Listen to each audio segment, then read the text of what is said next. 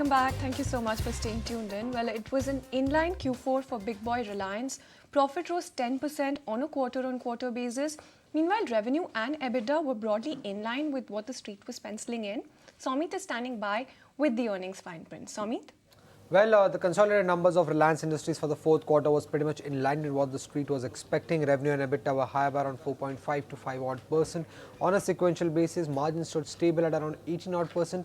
Net profit was 10% higher, but that was on the back of lower finance costs and higher other income. Other income, if you see, was up around 17% on a sequential basis. Segment-wise, if you see, the O2C segment has outperformed in the fourth quarter, and it also beat the analyst estimates. The growth was around 19% on a sequential basis, but on the other hand, if you see the retail segment, that has come in with a disappointment. The EBITDA was down around 7%. The numbers were also below what the street was estimating. Oil and gas exploration, again pretty much in line set of numbers where EBITDA was down around 3% at around 5,606 crore rupees. Now the reason behind why the retail EBITDA came in lower was because of the change in revenue mix, also because of store rationalization and because of seasonality effect that we see on a sequential basis. Also do remember the retail EBITDA on a sequential basis has declined for the first time in the last 8 quarters. So we can see some kind of moderation when it comes to the retail business of Reliance Industries.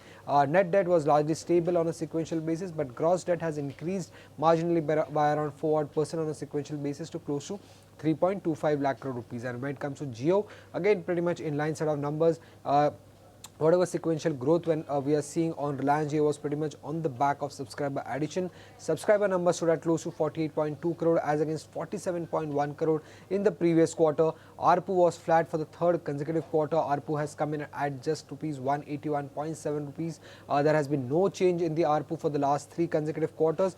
Purely on the back of subscriber addition, the company has been able to report a growth when it comes to the telecom division. To sum it up, overall the numbers were in line. O2C was a beat, retail was a miss, oil and gas exploration and telecom business were pretty much in line set of numbers for Reliance Industries in the fourth quarter. Thanks so much for... If you like this video, then like, share and subscribe to ET Now.